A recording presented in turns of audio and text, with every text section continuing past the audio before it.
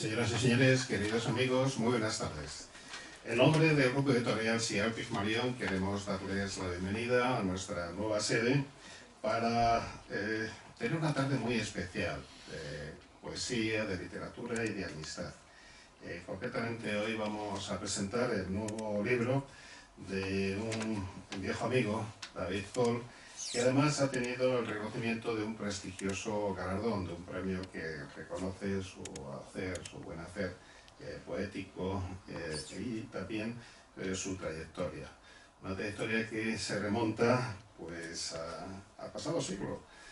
Parece que fue ayer cuando le conocí, éramos los dos un poquito más jóvenes y él pues se prodigaba en una serie de eventos, especialmente recuerdo en el Café Comercial y en otros lugares como los que convocaban, ¿no?, a los jóvenes poetas, a los bohemios del pasado siglo XX, y iba con su capa española, con porte realmente muy poético, como digo, y ahí empezó a desgranar sus primeros poemas, sus primeros versos. Pero desde el comienzo yo tuve claro que David Coll era un hombre con una vocación inquebrantable, que de alguna manera pues había elegido el camino de la literatura para pues trascender y sobre todo para consolidar una obra y un itinerario personal y literario que él ya intuía. Los demás todavía no lo teníamos claro porque también estábamos buscando nuestro propio itinerario, pero él ya desde ese momento, incluso desde la estética hasta ese trabajo, que es un trabajo invisibilizado pero necesario para desarrollar, como digo, una obra con dignidad, él lo hacía ya de una forma sistemática. Después pues nos reencontramos en actividades muy diversas hasta que tuvimos ocasión de comenzar a trabajar juntos. Yo creo que prácticamente le hemos acompañado a lo largo de todo su itinerario poético y creativo, bajo la vocación y el magisterio de nuestro añorado José Alcalá Zamora y Queipo de Llano. Participamos en una serie de actos, concretamente Pepe Alcalá Zamora pues, le pidió a David que participase y que recitase alguno de sus poemas y que participásemos también en alguno de sus montajes escénicos, ¿no?, performance muy curiosas, ¿no?, que nos hacía disfrazarnos de personajes muy diversos y divertidos, ¿no? Yo creo que ahí fraguamos los dos una amistad sincera hacia Pepe, y desde luego el que se aplicó en el magisterio y en la técnica que dominaba como nadie José Alcalá Zamora fue David Coll, que siguió su estela trabajando el metro clásico, las estructuras clásicas, especialmente el soneto, que ha sido denostado por muchos autores que realmente no dominan ni conocen la técnica y que por eso pues intentan burlarse de los que sí trabajan con esta estructura canónica, una estructura que efectivamente se ha demostrado que es de las más eficaces para la lírica. Pero David ha seguido su camino, ha encontrado una voz propia, algo tan difícil para todos los creadores, y sobre todo ha sido fiel a esa voz. De tal forma que con cada nueva entrega, con cada nuevo poemario, hemos ido viendo cómo crecía. Crecía como autor, crecía también como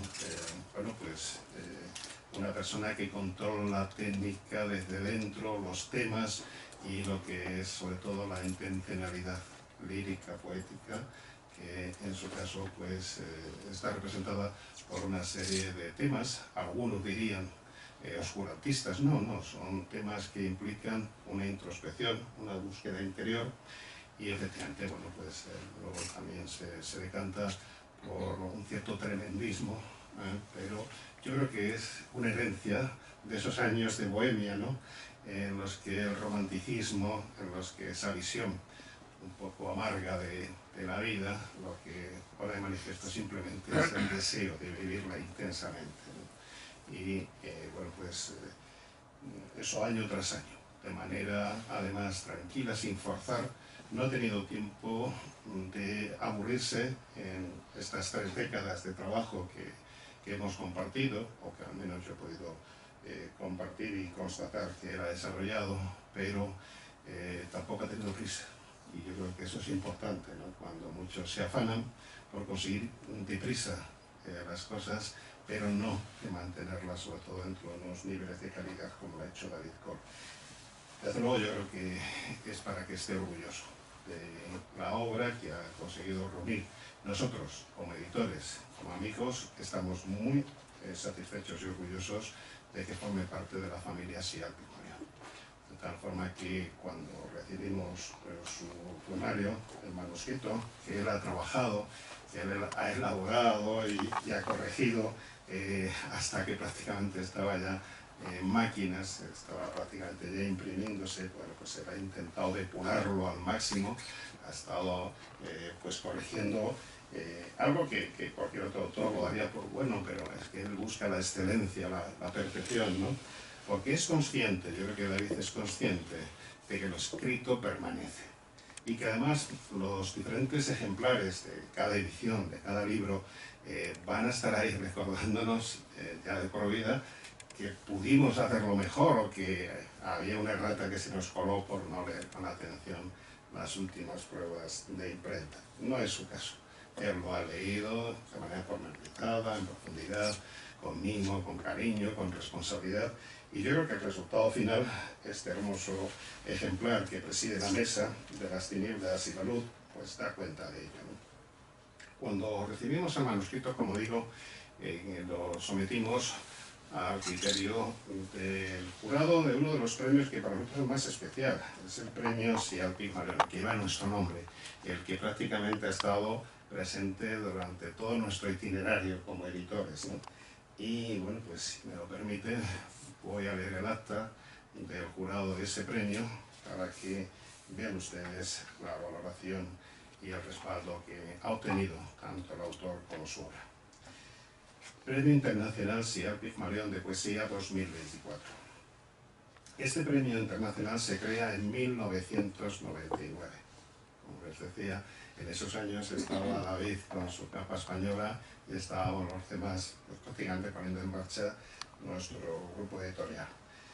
Se pone en marcha y se crea en 1999 por el grupo editorial Sial Pigmalión para reconocer la obra de autores de todo el mundo que se hayan destacado como poetas. Un jurado internacional muy prestigioso propone cada año a autores sobresalientes en el género poético y otorga este galardón, convocado para celebrar la fundación de nuestro grupo editorial que cumple el año pasado su 27º aniversario. Ya estamos en el 28º, 2025. El Premio Internacional Sial Pigmalión de Poesía ha sido otorgado, entre otros, a los siguientes autores: Pedro Manuel Villora, Rafael Pérez Castel, Ángel Petisme, Maurilio de Miguel, Aviva Dorón, Emilio Barrachina, Yolanda Sáez de Tejada, Alejandro Guillermo Ruemers, Ima Jiménez Jorquera, Javier Lorenzo Candel, José María Triper, José Luis Marín Aranda, Bela Clara Ventura, Ana Isabel Ballesteros, José Cercas, Luciano García Lorenzo, Antonio Portillo Casado, entre otros. Y en la convocatoria de 2024, un jurado internacional presidido por don Francisco Gutiérrez Carbajo y formado por Vicente Araguas, María Isabel Valderrama, de Bolivia, María Antonia García de León, don José Manuel Lucía Mejías, don Rida Mami, de Túnez, don José Luis Marín Aranda, don Fabio Martínez, de Colombia, doña Carmen Mirabal, de Puerto Rico, don José María Paz Gago, doña Pilar Pedraza Pérez del Castillo, de Bolivia, don Basilio Rodríguez Cañada, representación del grupo editorial Sial Pigmalión, doña Neri Santos Gómez, de Venezuela, y don Rafael Torres Meyer, de México, decidió por unanimidad conceder este galardón a David Cole por su poemario De las tinieblas y la luz, coplas de Ti quebrado y el conjunto de su obra. Un fuerte aplauso para él, por favor.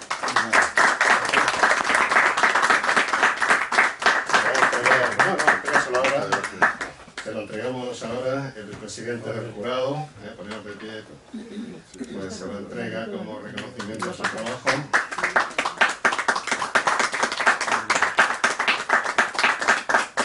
Y bueno, pues espero que este sea un acicate, David, para poder seguir trabajando y desarrollando la obra con la misma dignidad que lo has hecho hasta ahora. Muchísimas gracias. Lo ponemos aquí si quieres. Bien, este libro y el premio serán presentados en las ferias del libro más importantes del mundo en las que participamos, a saber, en la Feria del Libro de Bogotá, en la CIPO, en el próximo mes de abril, en la Feria del Libro de Puebla, en México, también en abril, en la Feria Internacional del Libro de Madrid, a finales del mes de mayo, en la Feria del Libro de Guadalajara, de México, la más importante del ámbito hispano, en noviembre, diciembre, etc. Y bueno, pues ahí llevaremos con mucho orgullo nuestro catálogo y especialmente las novedades editoriales y concretamente los libros que como este han tenido el reconocimiento de este premio que lleva pues el mensaje también, la imagen y el ideario y la ilusión de nuestro grupo editorial, ya camino de las 3 décadas y como digo, pues a lo largo de estos casi 30 años ha estado muy presente David, de una forma u otra, apoyando autores que ya desgraciadamente no están entre nosotros y que yo creo que hoy se llevarían una gran alegría, Pepe Alcalá Zamora se llevaría una gran alegría, habría estado en el jurado sin duda alguna, de ver cómo pues nuestro autor y amigo David Coll ha ido cuajando una obra de altura.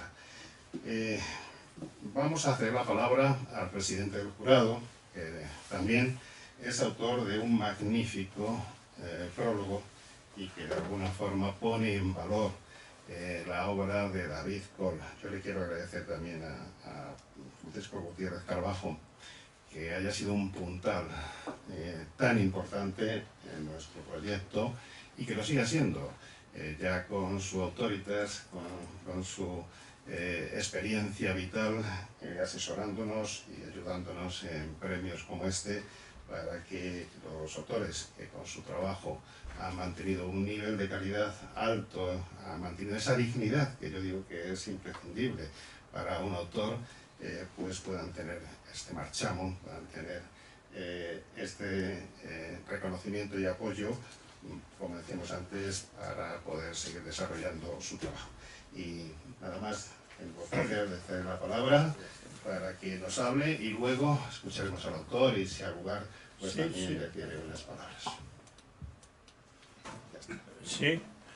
Ahora. Ya está. Sí. Buenas tardes, señoras y señores.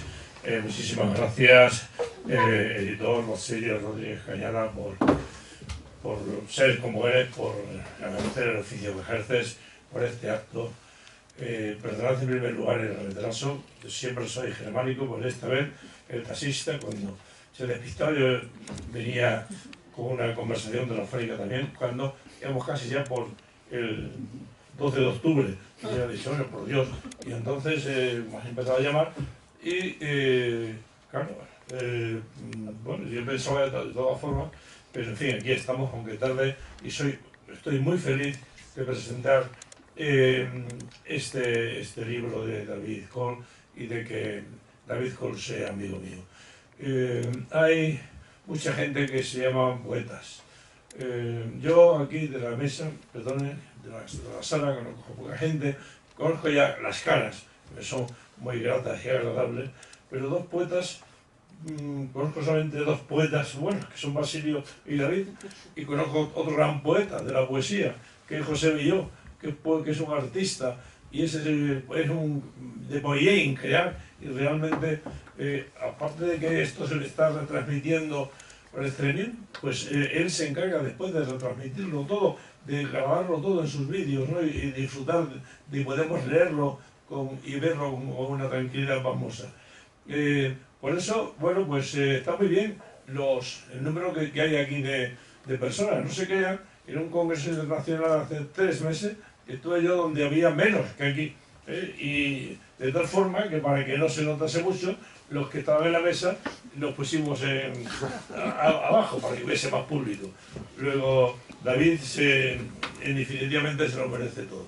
He dicho que David es un poeta y es un poeta, pero vamos, puro, puro, puro en el mejor sentido de puro.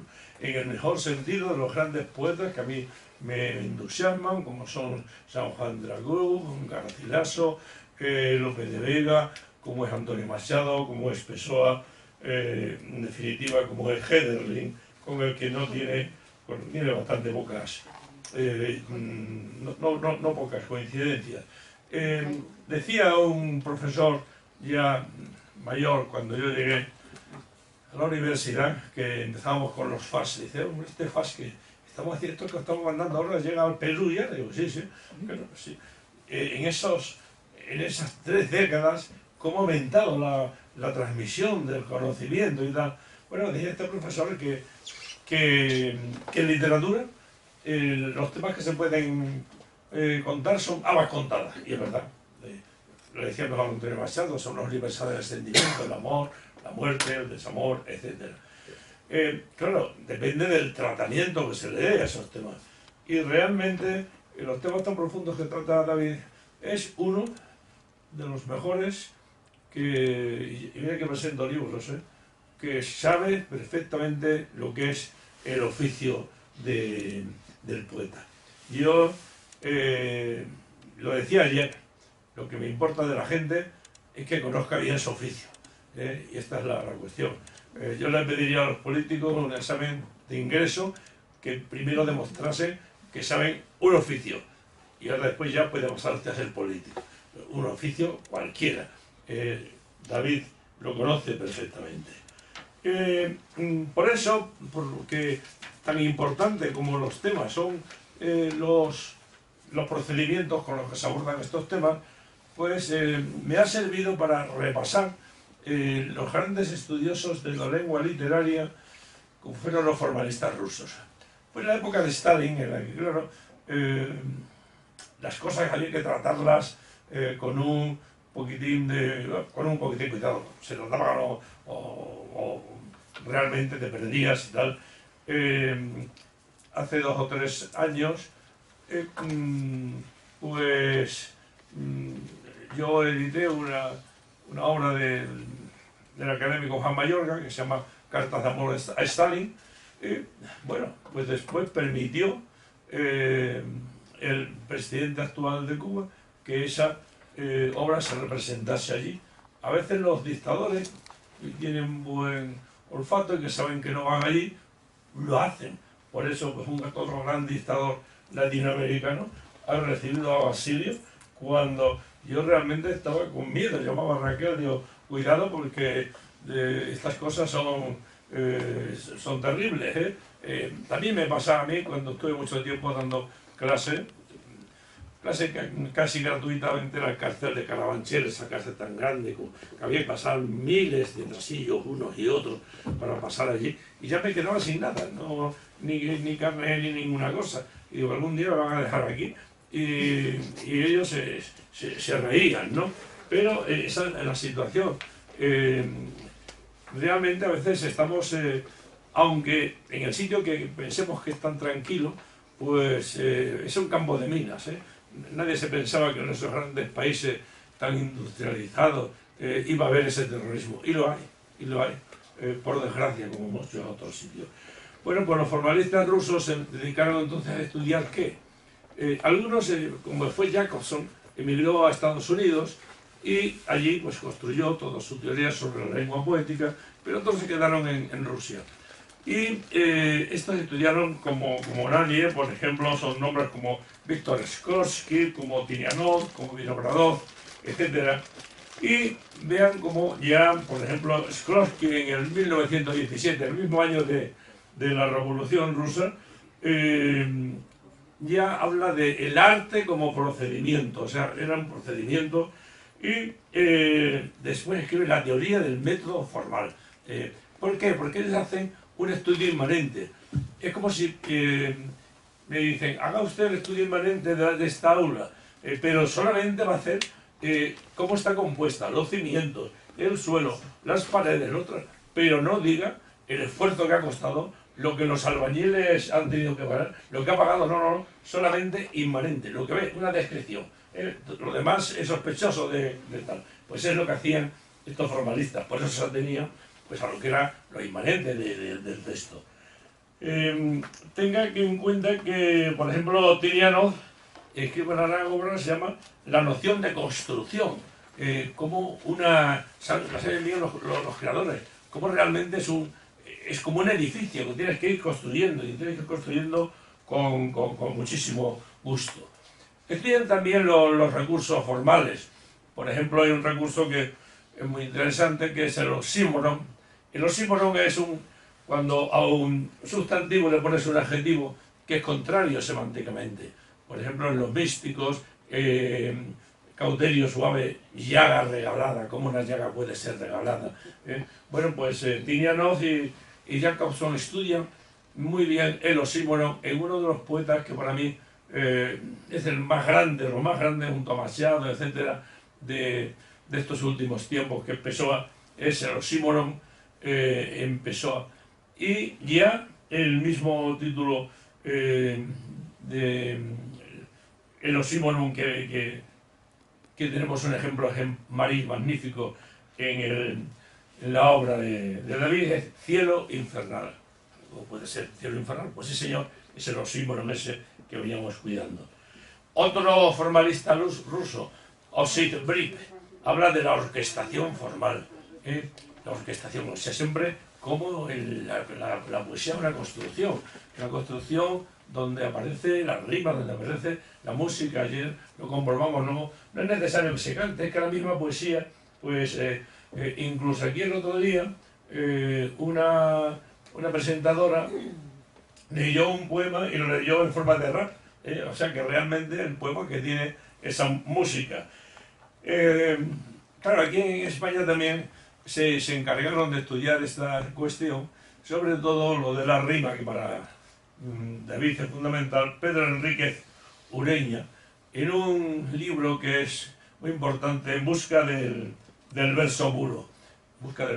Ayer comentaba yo que una de las figuras elementales de la creación literaria y de la poética es fundamentalmente el coupling, que se traduce como el emparejamiento o apareamiento, es decir, que puede darse en el nivel fónico, que puede darse en el nivel sintáctico, porque, por ejemplo, cuando dice Alberti, España, fíjate la araña, guadaña, y musaraña, baraña, entraña y todo lo que suene con suena continua, España, España.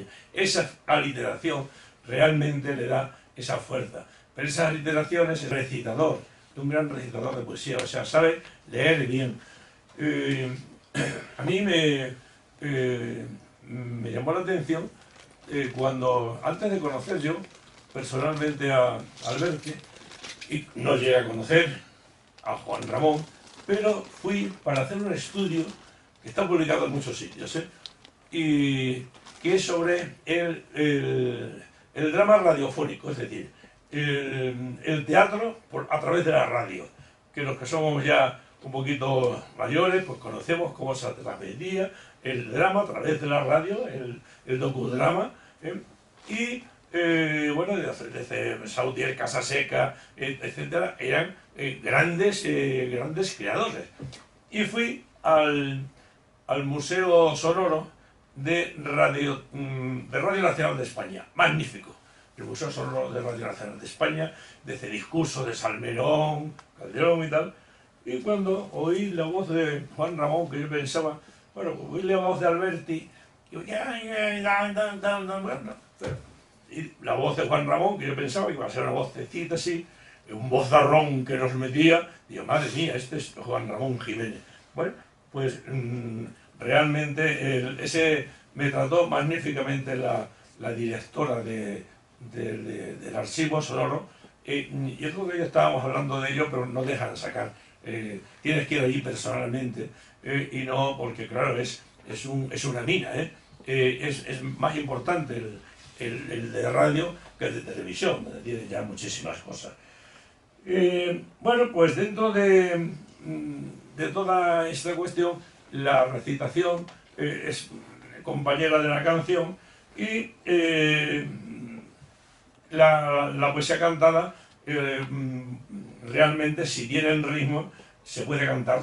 Si no, el ritmo, todo tiene que someterse a las leyes insoslayables del ritmo. Esto está claro, porque lo sabemos de sobra, nos regimos por ritmos hepáticos, tiroideos, corazones, y nos miden el ritmo, sabemos la mañana, la tarde, cómo se empieza a distinguir los meses, es muy interesante, cómo se empieza, pues por el ritmo de la luna, y se pueden empezar a distinguir las estaciones y tal. Uno de los mejores conocedores, y aquí se han presentado libros muy buenos rimados, entre ellos el mío, pero no le llega la rima a la suela del zapato a la rima de David Cole, que utiliza en este caso pues la sextilla que utilizaron los grandes poetas de la corte de Juan II, como decía Manuel de Pelayo, es decir, Juan de Vera, y el Marqués de Santiera, y también de los Reyes Católicos, Jorge Manrique. Él emplea la estrofa manriqueña. En el prólogo pongo un ejemplo de Miguel de Unamuno, donde él se inventa, hace una variante de esa sextilla. Miguel de Unamuno, les aconsejo, quizás en sí les hablaré un poco del Cristo de Velázquez, de Miguel de Unamuno, que a mí me gusta más como poeta que no como novelista. Como novelista me parece que son a veces elucubraciones mentales, cuando lo sea San Manuel Buenaparte, creyendo que no creía, pero en el fondo creía que creía. Bueno, ejemplo de tontería, y vamos a la verdad. Entonces el Cristo de Velázquez sí que es o la que figura en su lápida allí en Salamanca. Un abuelo mío coincidió con don Miguel en Salamanca. Todas las mañanas pasaba por allí, pasaba por un pozo que tienen unos frailes, y pegaba una voz que decía ¡yo!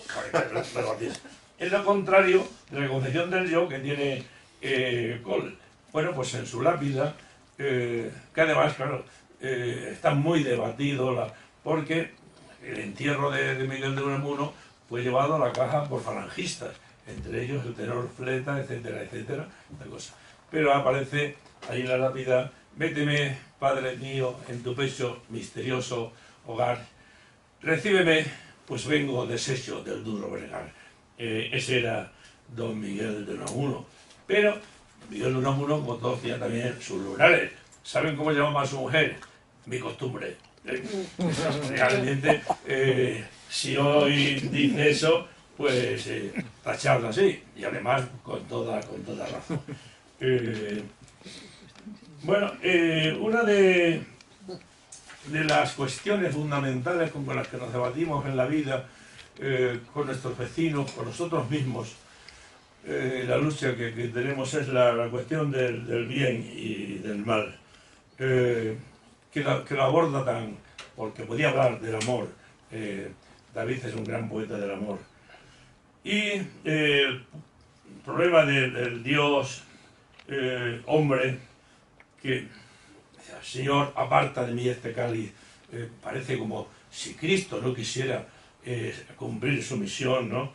Y David, en varios de sus bellos poemas, el Calvario de Cristo, Cristo en la cruz, y Gestas, el mal ladrón, pues en el Calvario de Cristo dice: a veces se derrumbaba como un niño contra el suelo, golpeado, y el vértigo le pateaba, creándole un desconsuelo acrecentado. En Cristo en la cruz donde fue clavado es la cruz de la dormida humanidad, que va soñando el pecado y la locura homicida y la maldad. Es decir, la cuestión de la maldad, el bien y el mal, en el infierno periférico. Qué título tan bonito. Vuelve sobre la pasión de Cristo. Un pobre arrastra un carrito como el Cristo del Calvario su madero. Herido, un pajarito da su pío solitario y lastimero. Tengo muchísimas cosas sobre la pasión de Cristo, pero lo voy a tratar en siglos. Aquí no voy a hacer menciones de la pasión de Cristo, que aparece en muchísimas obras de teatro del siglo de la Edad Medieval. Tenga en cuenta que el teatro medieval y los otros géneros no tienen nada que ver con el teatro clásico, ni con la tragedia griega, ni con la comedia latina. No hay un hiatus, una ruptura, y enlaza directamente con el drama litúrgico, con dos fechas muy señaladas. La fecha de Cuaresma, el Quen Quenitis, que a quién buscáis, ¿no? Y que ahí nace, y el auto del nacimiento, realmente el primer drama que tenemos en España es el auto de los Reyes Magos. Que ya digo, empieza ahí el teatro, se olvida el teatro occidental de todo lo que ha sido el teatro griego y latino. Hay que tener en cuenta que después de eso se produce lo que se llama la invasión de los bárbaros, que cambia hasta el nombre de las naciones. Las Galias pasan a ser Francia porque las invaden los francos. España estuvo a punto de llamarse Gotia, pero no, se conservó el nombre de Hispania, sí que es cartaginés. Y el mal lo representan, también tengo varios ejemplos aquí, he ido consultando las diversas encíclicas de los papas, todo lo que no me gustaba mucho, pero bueno, desde Benedicto, donde el mal realmente está representado por el demonio. Y el demonio es que tiene para ella existencia real. En Benedicto XVI Jesús se dejó tentar y sigue siendo el Hijo de Dios. Lo llevó al desierto y tal, pero él no hace ello. Pablo VI decía que el diablo es un pérfido encantador. Es la defensa contra ese mal que tenemos que arrastrar. Con el demonio, al demonio se le combate con la fe. Esto es fundamental, lo dice Juan XXIII, el gran Papa Juan XXIII, que decía, in omnibus perfecte stare, hay que ser perfecto en todo. Como decía Oscar Wilde, hay que ser sublime sin interrupción, qué difícil es eso, y Francisco dice, el maligno siembra la división. Tiene varias encíclicas aquí, por ejemplo, la misa del 11 de octubre del 22, muchísimas más. Bueno, esto nos lleva a que realmente existe el mal. Y yo, que entiendo que no soy muy optimista, soy más bien pesimista, pensaba que no había gente mala. Bueno, ahora no hay más que ver el mapa para ver la gente que mata, si hay gente mala. Pero gente corriente que tratamos también hay gente mala. Yo pensaba que no. Y decían, sí, Paco, que hay gente mala. Y ayer hablé por teléfono con un colega y otro colega que vive muy lejos de él, hablando de una persona, me dijeron, es una persona mala. Después lo observé y realmente admirable no era. Pero esa persona. Luego, es cuidado, hay que encontrar esto.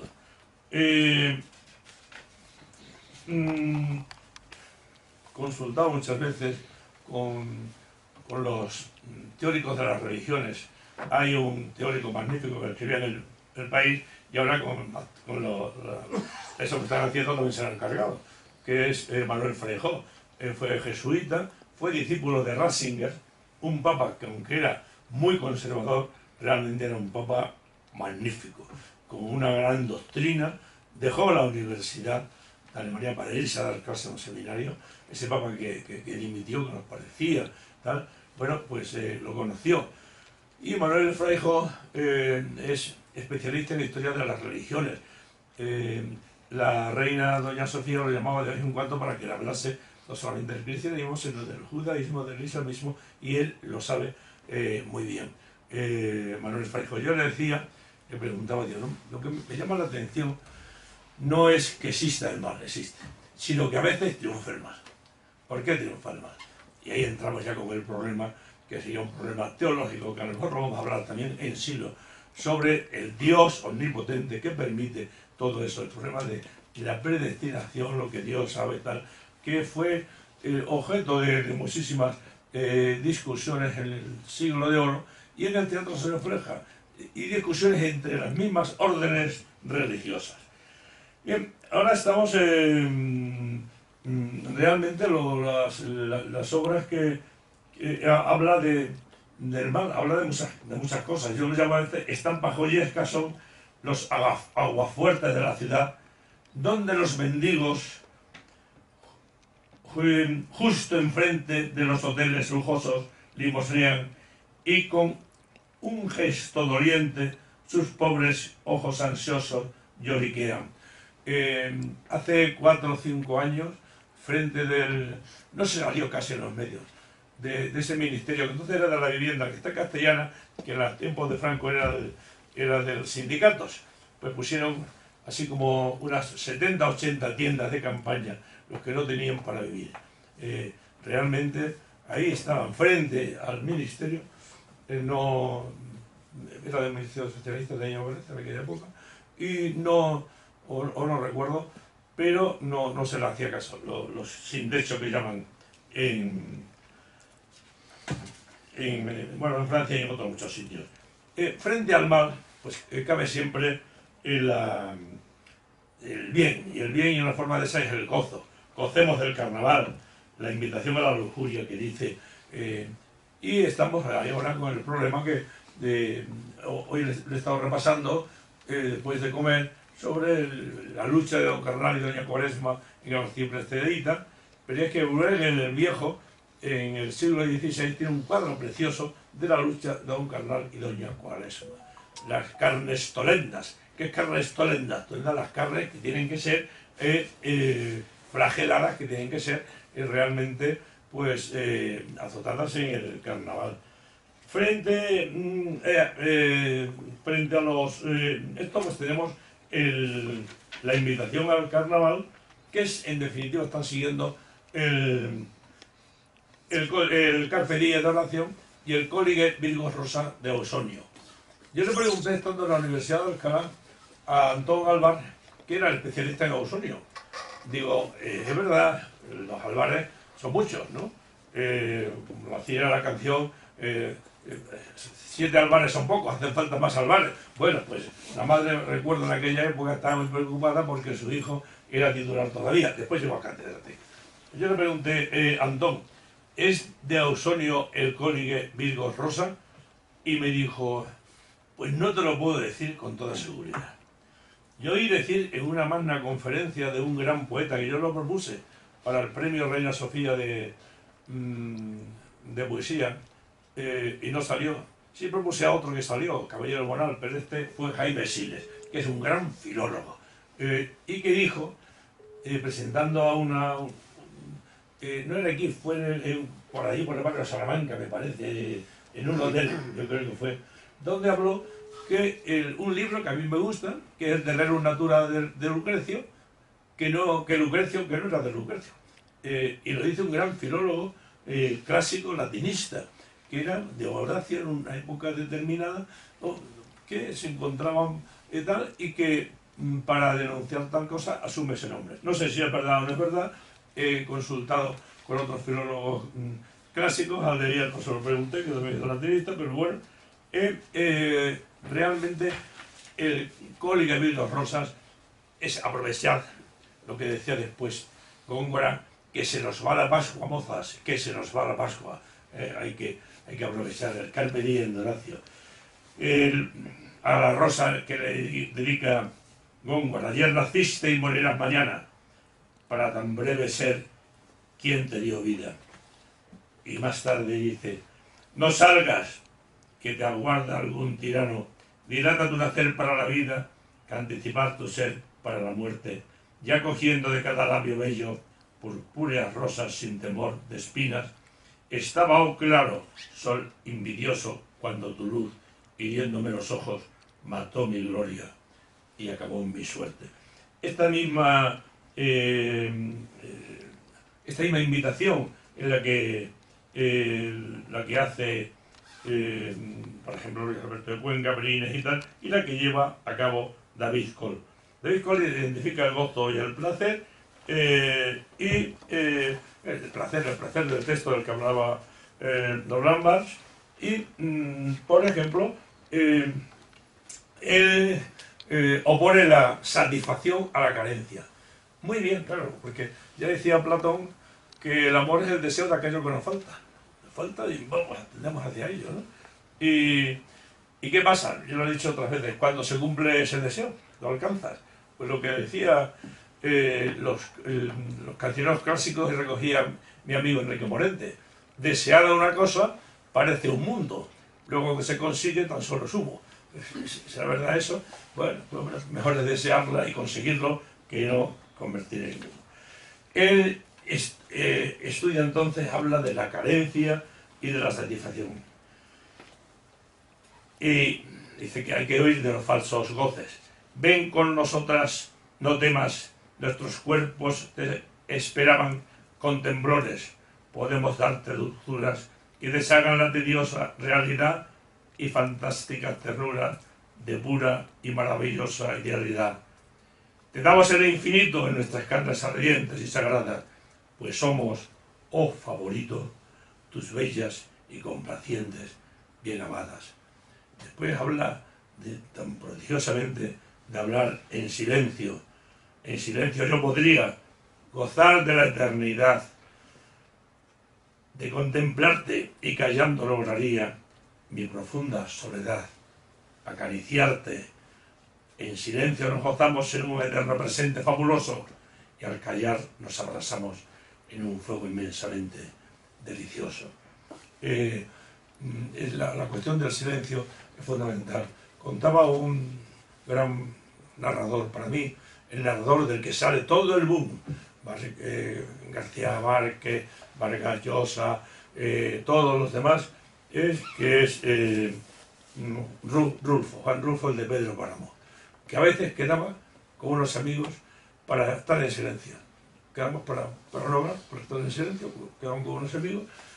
Este hombre, que escribía tan divinamente bien, que de ahí arranca todo, cuando yo lo oí hablar en una conferencia, bueno, pronunciaba mucho peor que yo. Es que era una cosa que realmente parecía que ese hombre que hablaba tan bien, como es la aspiración mía, hablar como Basilio, que es realmente un orador bueno, que si es tantísimas veces que lo he oído hablar y nunca se repite. Pues claro, hablar frente al silencio es verdad, porque decía en un libro de Odell Richard que se llama El significado del significado. Muy bonito este título, ¿no? ¿Qué significa el significado? Empieza con un proverbio chino que dice, habla y serás. Recuerdo, y perdónenla, como estamos los dos, pues puedo aquí entretenerme. Perdimos, Basilio y yo, un vuelo en Coruña por una confusión que tuvimos. Llegamos allí y estaba en el avión, usted la oportunidad, no, ya no puede. Pues, ¿cuándo tenemos el próximo vuelo? A las 5 de la mañana. Bueno, a las 5 de la mañana, temprano, denos los billetes. No se los podemos dar. La taquillera. Tienen que comprarlos por internet. Bueno, con el consiguiente mal humor nos volvimos, llegamos a la mesa y ese día me tomé yo unos vídeos cuando ya teníamos los billetes preparados y hablé mucho y me dijo un egipcio que no hablaba muy bien de Mahoma, pero que es un egipcio que lo conozco bien, pues, ¿cómo hablas tanto? Y digo, sí, muy bien. Te voy a hacer yo lo que después de una tesis doctoral le dijo un compañero, un catedrático, González Cuenca, que era catedrático de la Universidad de Castilla-La Mancha, que le dijo otro profesor, Romero, dice, oye, ya que hablas, mira que hablas. Dice, ahora me callo y habla tú y demuestra que eres catedrático. A ver, claro, pues esa es la cuestión. Cuando yo hablaba aquí del yo, de Unamuno, ese yo, que todo el mundo lo tenemos, yo pensaba, hasta hace muy poco tiempo, hasta hace quizás 2 años, que solamente eran narcisistas los guapos, de la guapa. Y me dijo uno, estás confundido. A veces son narcisistas los más feos del mundo. Y realmente vas así. Y digo, bueno, ¿cómo puede ser eso? Me puso un ejemplo de un colega que teníamos. Digo, sí, seguramente. Bueno, todos cultivamos nuestro propio ego, que se dice. Y para David, el ego es como una cárcel en la que está encerrado. Así lo dice él, por lo menos poéticamente, ¿no? Si yo pudiera escapar del doloroso persillo de ser yo, donde sueño a mi besar y el insufrible fastidio me venció. Bueno, pues es decir, acabar de... La gente está buscando siempre la identidad, hay que buscar la propia identidad, la personalidad, etcétera, etcétera. Bueno, pues realmente la solución que nos da muy bien David es que realmente yo, pues, es lo que yo digo. No puede ser porque siempre el uno que va presumiendo de guapo o de listo y tal, digo, llega otro, vamos. Que soy el más valiente, otro más valiente que tú. El más chulo, siempre hay otro más chulo que tú. Ya verán ustedes cómo termina la relación entre estos dos chulos que se necesitan ahora, el Trump y su ayudante.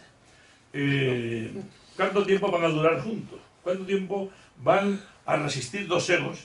¿Y cómo va a aguantar que el que le diga que es el amo del mundo, al que realmente es el amo del mundo, porque tiene las armas también, que es así? Pues poco a poco empezarán. Ya ha tenido una agarrada con uno de los ministros más importantes que tiene nombre latino de Trump, con Rubio. El amigo más, pues pronto tendrá que, estoy seguro, que le aconseja a Trump, deja de aparecer mucho en las fotos y déjame a mí solo. Es decir, que realmente yo soy yo, y lo demás es otra cosa. Estoy diciendo cosas muy atrevidas, pero eso es lo que pienso, O sea que realmente ayer dije también lo que pensaba de uno y bueno. El silencio que hemos hablado y a veces el sueño. Dice, ¿cómo trata el sueño? El sueño es un tema impresionante, porque la tercera parte de nuestra vida la pasamos durmiendo. Y de esa tercera parte, la otra tercera soñando. Es curioso, o sea que está eso investigado, les voy a decir los investigadores que son los catedráticos de Stanford, de California. Bueno, pues dice David, debe el alma despertar de los sueños engañosos que vivió para poder regresar a los cielos fabulosos que perdió. Es del poema Debe el alma despertar, de Esotéricos. El sueño, que para Freud pues es donde nosotros desarrollamos el inconsciente, Jung el inconsciente colectivo, etc. Y David con esta maravillosa habilidad poética lo desarrolla. Para terminar voy a leerle como un pequeño sermón que me ha suscitado, después que no está para nada de esto en el prólogo, volver a releer las sabias páginas de David. David aborda todo y construye con todo, con materiales nobles y con lo que encuentra en las bibliotecas, en los bares, en las esquinas y en las plazas de Madrid, dando como resultado increíble sólidos edificios, sostenidos a veces sobre un suelo magmático. Este proceder se manifiesta en la pluralidad y riqueza formal, en el abarcamiento de campos muy diversos, aunque todos de indudable interés: espacios urbanos, funcionamiento psicoanalítico de la mente, acción, filosofía, trascendencia, palabras y pinturas, con todas sus potencialidades expresivas, rítmicas y cromáticas. Así su obra poética es proteica, rica, multiforme, además de constituir una profundización en el conocimiento, ser un festín para los sentidos. Sus poesías surgen como montañas y agitan y cruzan el universo como huracanes y torrentes. Hay viento, fuego, tierra y agua por todas partes. David Cole está introduciendo y definiendo en su obra importantes temas y conceptos que también está redefiniendo también la entraña de nuestro lenguaje poético. David Cole nos habla del amor, el desamor, de las injusticias, de la soledad sin causa, que es la más terrible, la soledad esencial, la vida como soledad radical, que decía Ortega, la vida como coalescencia de diferentes tejidos que forman al individuo, de los diferentes recuerdos y lenguajes, contradicciones y descubrimientos. A veces, como decía Luis Cernuda de Góngora, este hombre que era tan sabio, pero que era tan realmente tan pagado de sí mismo, que no se atrevía de salir por la mañana, sino a veces por la noche, cuando ya la sombra decía Cernuda, más generosa que los hombres, ocultaban el tafetán rayado de su traje, ya harto de mendigar favores por la corte, se marchó a su Córdoba a la llana a morir tranquilo y silencioso. Pues de alguna forma encontramos algunas cuestiones de estas en los diferentes poemas de David. Es una penetrante mirada al mundo con las lentes amplificadoras que tiene,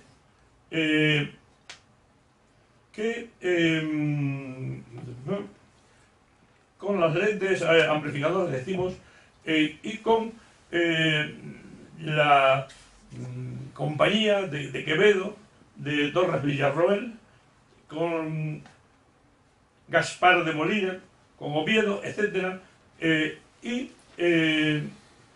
Pero el libro de David es también un grave aviso a navegantes. Desde mi enfoque de pesimista alegre es también una seria advertencia ante el invierno nuclear que nos amenaza. Una compleja implicación entre la duda y la certeza. Todo muy seleccionado, profundo, misterioso, incomprensible.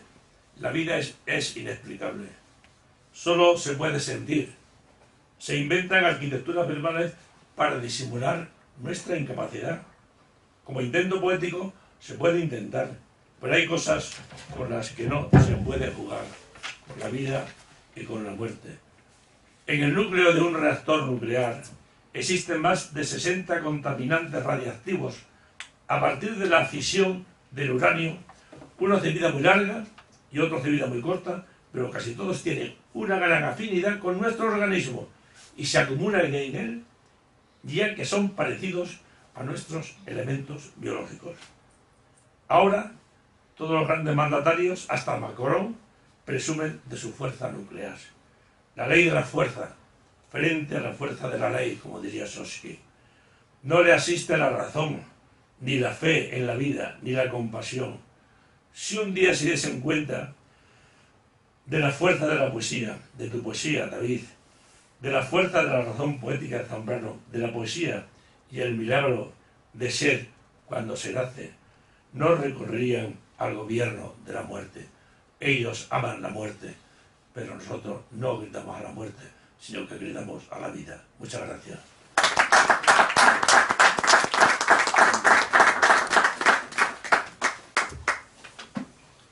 Bueno, maravilloso esta presentación de Francisco y de Basilio, me ha encantado. Y he traído aquí un texto que quiero leer porque a mí se me da muy mal la improvisación, así que os voy a leer un texto que he traído para... Dice así: es un honor y un lujo tener hoy aquí a Francisco Gutiérrez Carbajo, el cual tiene una trayectoria espectacular que os voy a leer. Catedrático emérito de Literatura Española, académico de número en la Academia de las Artes Escénicas de España y académico correspondiente por Madrid de la Reial Academia de Bones Lettres de Barcelona. Miembro del Comité de Expertos de la ANECA durante 7 años. Decano de la Facultad de Filología de la UNED en el año 1999 y 2007. Y expresidente de la Asociación Española de Semiótica. Director de la colección teatral Candilejas de Pigmalión. Director principal de 3 proyectos de investigación e investigador en otros 10 proyectos financiados por los Ministerios de Educación y Ciencia y Tecnología de España. Cofundador de Ediciones de Hemófilo, profesor invitado por universidades de Europa, África y América y miembro de los consejos de redacción de varias revistas internacionales de máximo impacto y de reconocido prestigio, además de poeta y autor de 78 libros y de 170 artículos en revistas internacionales. increíble.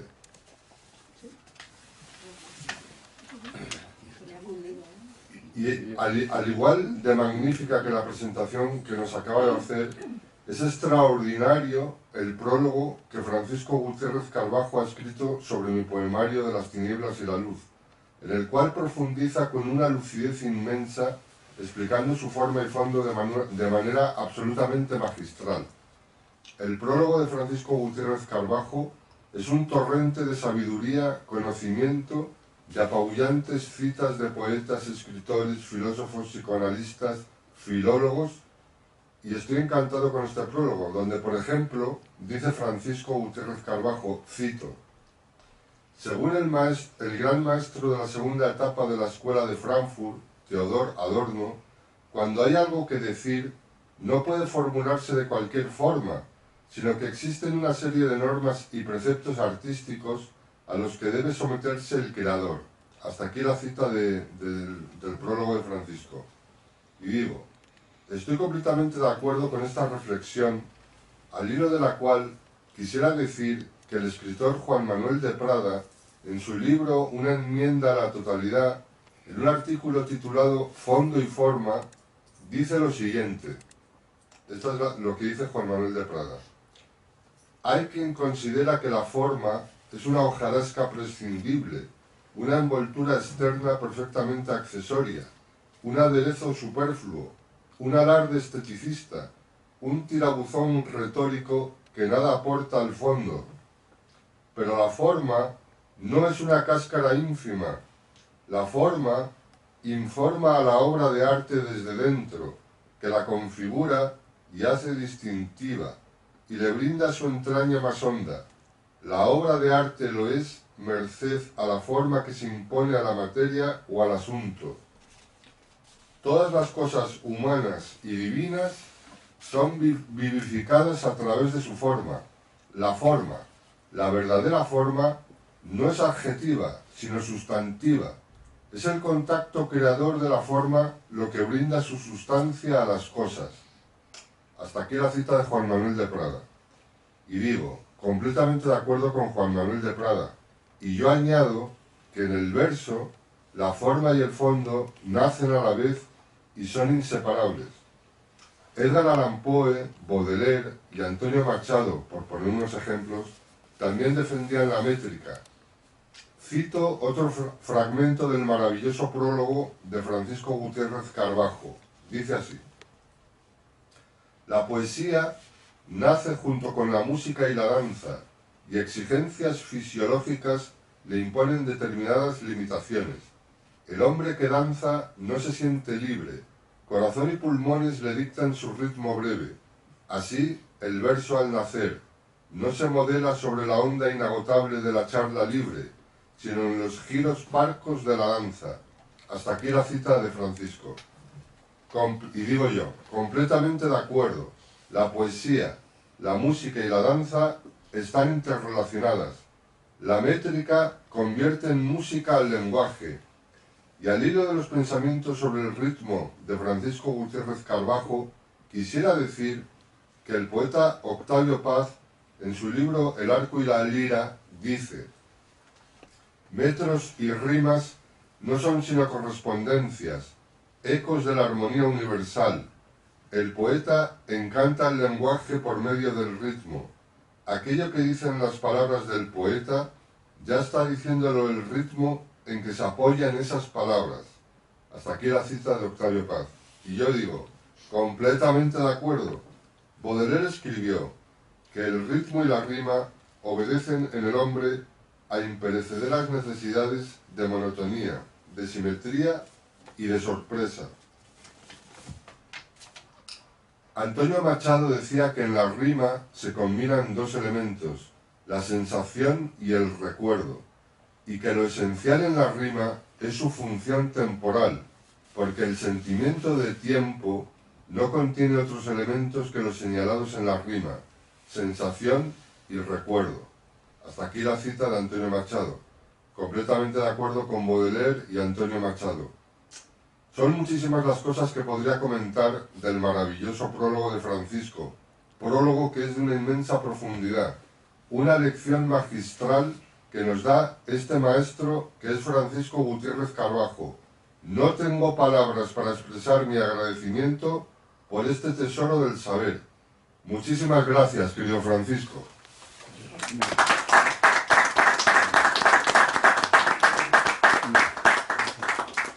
Y es también un honor y un lujo tener con nosotros a Basilio Rodríguez Cañada, el cual es un editor, escritor, poeta, profesor, articulista, africanista y gestor cultural español.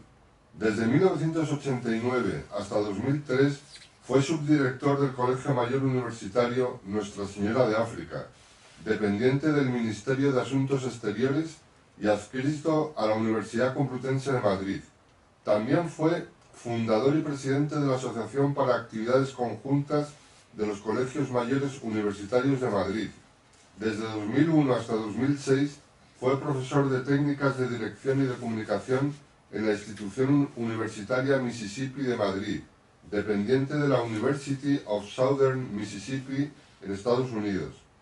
Ha sido profesor invitado en diferentes universidades españolas y de 2012 a 2015 fue presidente de la Asociación Española de Africanistas, sección española del Consejo Europeo de Estudios Africanos.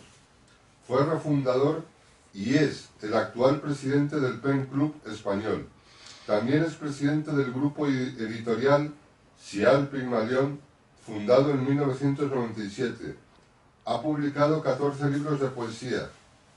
Su obra ha obtenido diversos galardones literarios y ha sido traducida al árabe, italiano, francés, inglés, alemán, portugués, griego, ruso, gallego y catalán. Basilio Rodríguez Cañada es un trabajador incansable en la editorial Sial. Ha publicado cientos o miles de libros promocionando a toda suerte de escritores magníficos y muchas veces desconocidos. Basilio, al igual que Francisco, han viajado por casi todo el mundo llevando con orgullo la maravillosa bandera de la literatura. Quiero también expresar que es para mí un honor y alegría haber recibido el Premio Internacional de Poesía Sial Pigmalión 2024. Y ahora, después de la presentación, voy a hablar brevemente del poemario.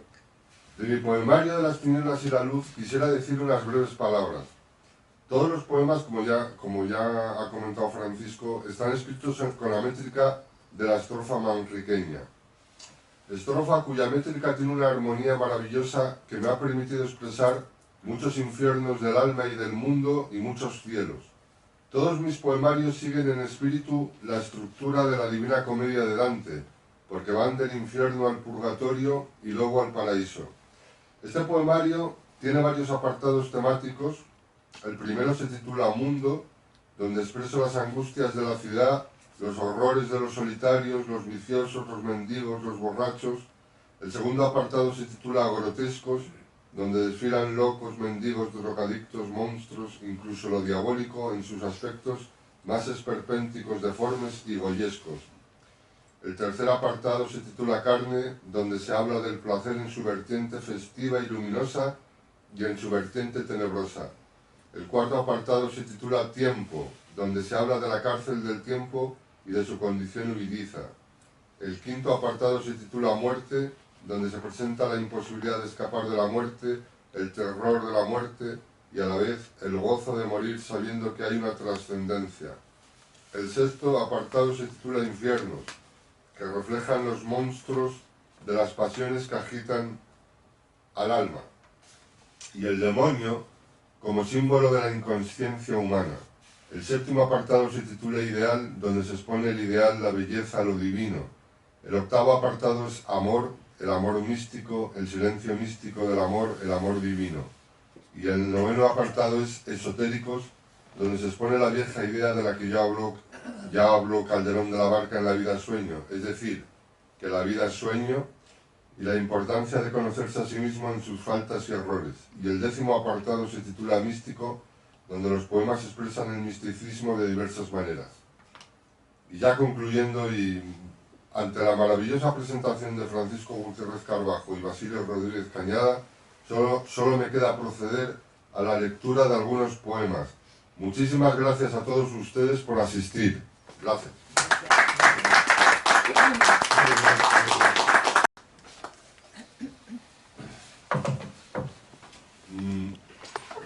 Como son 10 apartados, pues tenía pensado leer un poema de cada apartado.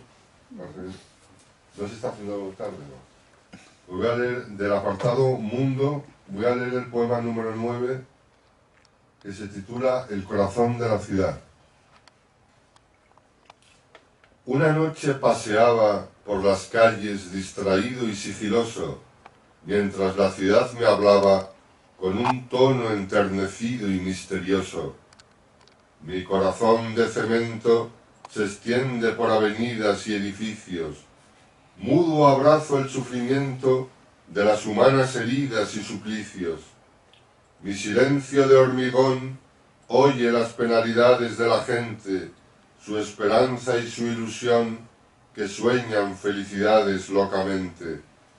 Yo contemplo los trabajos de los pacientes obreros afanosos y a los hombres cabizbajos por pesados desesperos espantosos, y veo en la madrugada los sueños de los durmientes descuidados y el fragor de la jornada con sus cuitas recurrentes y pecados.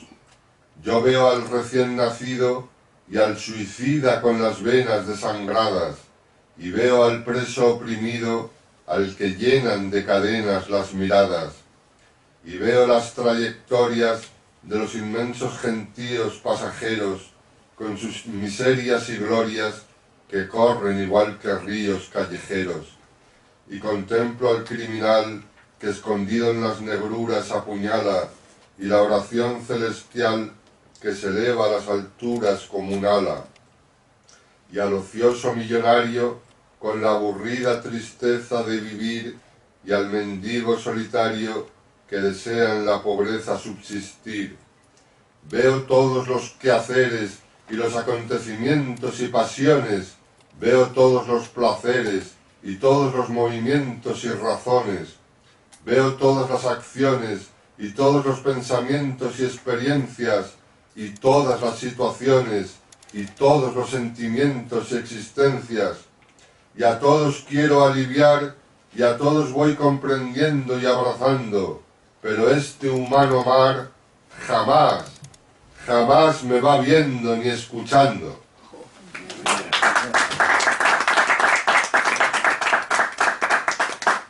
Voy a leer del apartado Grotescos el poema 13, Una vieja mendiga. Por la ciudad el poniente fulgores ensangrentados derramaba. Yo vagaba entre la gente y con pasos descuidados avanzaba. En una ancha avenida, sentada sobre la acera fatalmente, una vieja enloquecida con trapos de pordiosera pestilente, en sus ropas escondía un objeto misterioso al que acunaba. La pordiosera reía y quise saber curioso qué ocultaba. Y a la vieja me acerqué, que habló con ronca fonía con su objeto, y sin duda me inquieté, pues extraño parecía tal secreto. Pero yo vi con tristeza que una muñeca raída destapaba, y le peinó la cabeza con su mano ennegrecida que temblaba, y al besarla le ponía las muecas más delirantes y más ñoñas, y sin descanso la hacía grotescas y extravagantes carantoñas, y aquella vieja risible tenía un negro fulgor en sus miradas, y en su miseria terrible vomitaba con furor sus carcajadas, y pensé horrorizado: pobre vieja condenada a la locura, el mundo ya te ha olvidado y olvidas enajenada tu tortura. Delirios son tus placeres, eres un juguete inmundo y ya sin precio. Tú la muñeca eres, arrojada de este mundo con desprecio. Del apartado Carne, el poema Gocemos del Carnaval. Gocemos del carnaval y bebamos los licores de los besos que han de roer al final los gusanos destructores nuestros huesos.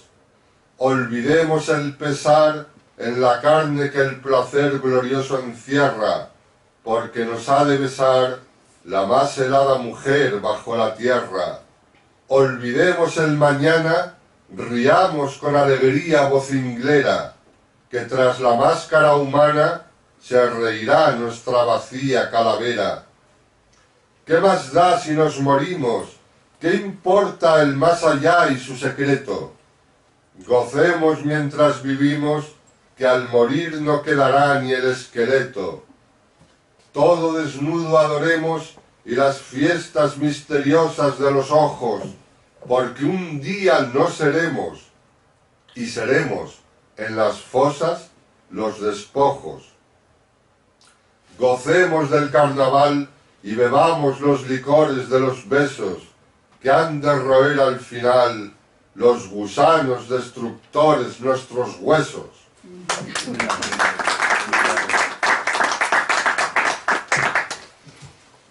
Del apartado tiempo leo el poema ¿Dónde huyeron? ¿Dónde huyó aquella luna y aquel jardín y los besos y botellas? ¿Dónde huyó esa laguna en que bebimos posesos las estrellas? ¿Dónde huyeron esas fiestas y tu boca en que bebía el infinito? ¿Dónde huyeron las florestas que temblaban de alegría como un grito? ¿Dónde huyó el verde prado donde el placer prodigioso se agrandaba? ¿Dónde huyó tu cuerpo amado que el espacio luminoso navegaba? ¿Dónde huyeron tus sonrisas y tus suspiros colmados de dulzuras? ¿Dónde huyeron esas brisas y tus ojos incendiados de ternuras? ¿Dónde la luna y jardín y dónde tu boca amada hoy se esconde? ¿Dónde tus besos sin fin? ¿Dónde? ¿Dónde tu mirada? ¿Dónde? ¿Dónde?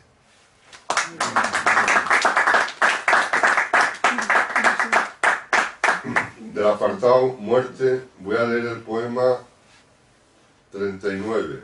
Se titula en pregunta. ¿La muerte es la respuesta? Es una pregunta. Pasa el tiempo sin cesar y las penas andan lentas como muertos, y el dolor nos ha de dar sus puñaladas sangrientas con aciertos. La maldición de vivir es vivir sin comprender por qué vivimos, y el infierno es sufrir y caminar al no ser donde morimos. ¿Somos frutos del azar y la existencia carece de sentido? ¿Nuestra suerte es caminar como el pobre que perece en el olvido? ¿La muerte es la respuesta para todas las preguntas que lanzamos? En el sepulcro que apesta, las esperanzas difuntas arrojamos. La noche eterna y viscosa es el final del camino donde andamos. La nada sin fin, monstruosa, es el último destino que abrazamos.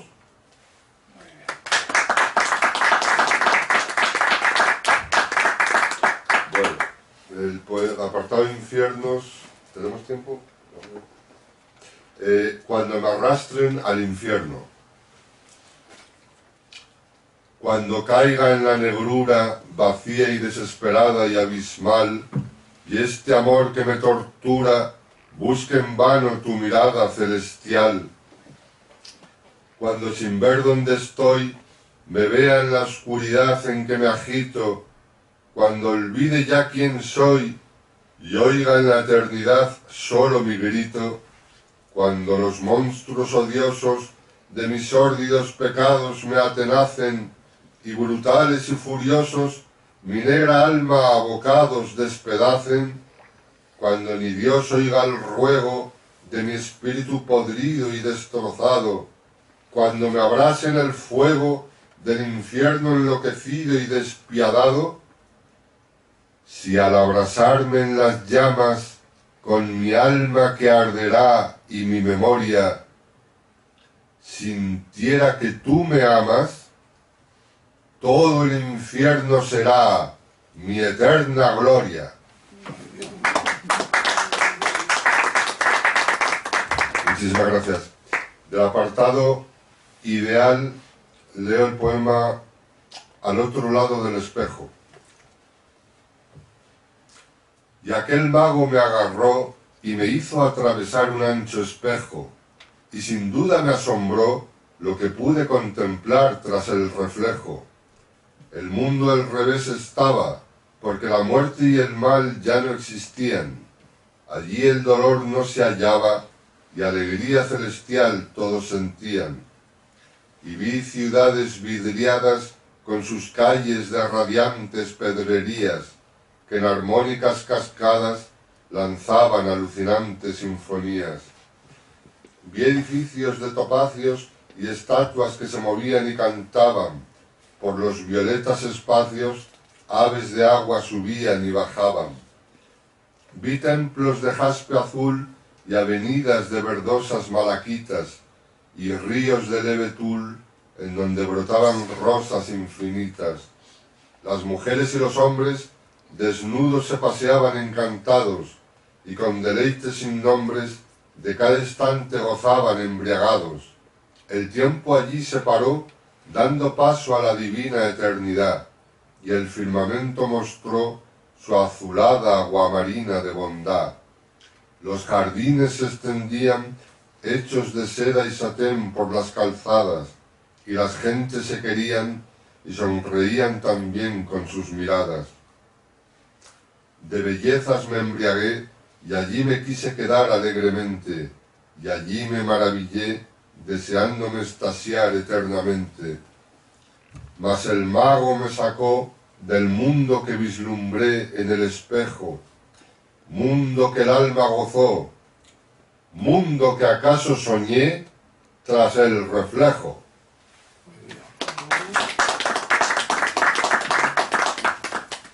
Del apartado amor leo el poema Amar en silencio. En silencio te he de amar y he de callar al vivir este deseo, que el silencio ha de expresar lo que yo no sé decir cuando te veo. En silencio yo podría gozar de la eternidad de contemplarte, y callando lograría mi profunda soledad acariciarte. Mi alma dice callando la gloriosa maravilla indescriptible, misterio que está temblando y que en el silencio brilla en lo imposible. En silencio nos gozamos en un eterno presente fabuloso, y al callar nos abrazamos en un fuego inmensamente delicioso. El fulgor de Dios triunfante en tus ojos increíbles yo presencio, y te doy un beso amante con los labios invisibles del silencio. Te amo calladamente, y ya nada necesito, pues te he hallado. Dios calla infinitamente, porque el amor infinito es callado. Del apartado esotéricos leo el poema 75 que se titula Todo se repite. Se repite cada día y el mañana... Empiezo. Se repite cada día y el mañana repetido volverá, y en esta monotonía siempre vuelve lo que ha sido y que será. Se repiten los eventos, se repiten los placeres y comedias, se repiten los tormentos, se repiten los ayeres y tragedias. Se repiten los errores, se repiten pensamientos y pecados, se repiten los horrores y todos los sentimientos ensoñados. Se repiten los inviernos, otoños y primaveras y veranos, se repiten los infiernos y todas las calaveras con gusanos. Se repite la jugada junto al tiempo que es la noria repetida. Tras tanta farsa soñada, traerá la muerte ilusoria nueva vida. Ya para terminar, del apartado místico, voy a leer el poema Éxtasis misterioso. El cielo azul relucía sobre el inmenso jardín verde marino, y el sol, loco de alegría, sonaba como un violín hecho de vino. Con paso presto yo andaba por bosques y por praderas escondidas, y en un lago contemplaba las más sublimes quimeras derretidas. El misterio me arrastraba como un oboe infinito de delicias, y el aire me derramaba un no sé qué muy bendito de caricias.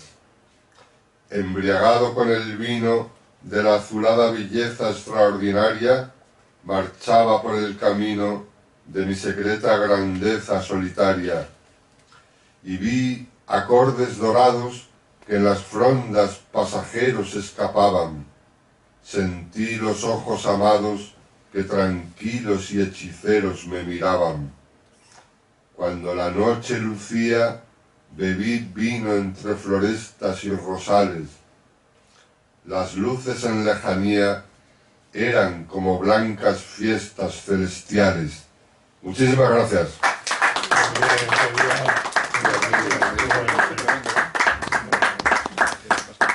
Muchas gracias, querido David. Yo creo que estamos ante un libro que va a permanecer, un libro que has tardado en escribir, porque como decíamos al principio, no tenías premura, no tenías prisa, ¿no?, en terminarlo. Creo que las cosas bien hechas requieren su tiempo y ahí está, parte de tu legado, que sigue emanando. Nos consta que efectivamente tienes centenares de versos, miles de versos ahí guardados, como nuestro amigo Pepe Alcalá Zamora, del que llegamos a publicar más de 5.000 poemas, y otros muchos, como en tu caso, pues quedaron ahí en sus archivos, en sus carpetas, pero yo creo que tú ya vas construyendo, como decíamos al principio, una obra sólida, una obra significativa que te reivindicará en su momento. Quiero decir que hemos puesto todo nuestro cariño en la edición del libro, y luego sale en la colección Sealfugger Poesía, como la mayor parte de los libros de David. Es una colección con fundidos en negro, y hemos elegido una imagen. Nos han preguntado mucho por esta imagen, ¿no? Es un cuadro magnífico. Ya casi empieza a ser peligroso poner desnudos o semidesnudos en las cubiertas, ¿sí? Pueden censurar, ¿no? Pueden considerar que son políticamente incorrectos. No hay nada. Estamos ante un magnífico cuadro del pintor húngaro Adolf Hirsch, sí, titulado Asuero en el fin del mundo, cuadro de 1888, sí, que tiene una simbología, lo pueden ver ustedes arriba en la invitación, una simbología muy curiosa. Bueno, la luz y las tinieblas. ¿No? Efectivamente, es una imagen simbólica porque frente a esa hermosa mujer desnuda y en teoría muerta, ¿no?, que representa a la humanidad. Lo que no sabe mucha gente es que este cuadro, efectivamente, lo que representa es una alegoría en la que la humanidad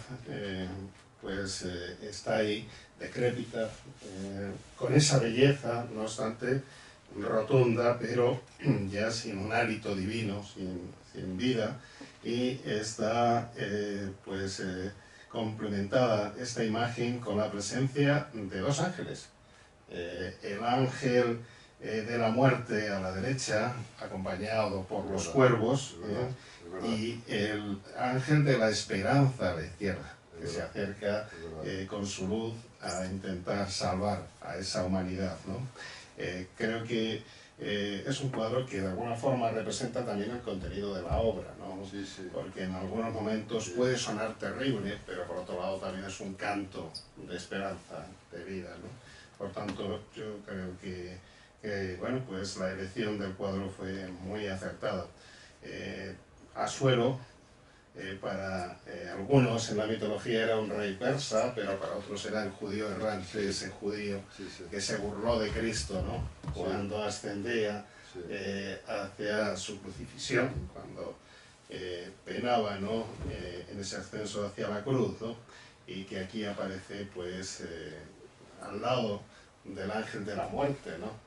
Y de alguna forma también es una burla y por otro lado un recuerdo de que tenemos que alejarnos de ese tipo de influencias negativas, ¿no? Que efectivamente están omnipresentes, como se ha hecho aquí tanto en la presentación de Paco como en la tuya, ¿no? Porque tu poesía puede ser oscurantista en algunos aspectos, pero esperanzada en otros. Sí, Que eso es muy, muy importante. Y nada más, queridos amigos, me olvidé al principio de saludar a todos los que nos están siguiendo online desde distintas latitudes, de diferentes países. Desde aquí un saludo muy cordial a todos ellos que han permanecido acá fieles durante todo el acto. Y bueno, pues deseamos la mejor de las suertes a estas tinieblas y luz de David Coll. Va a estar como novedad en la próxima Feria del Libro de Madrid.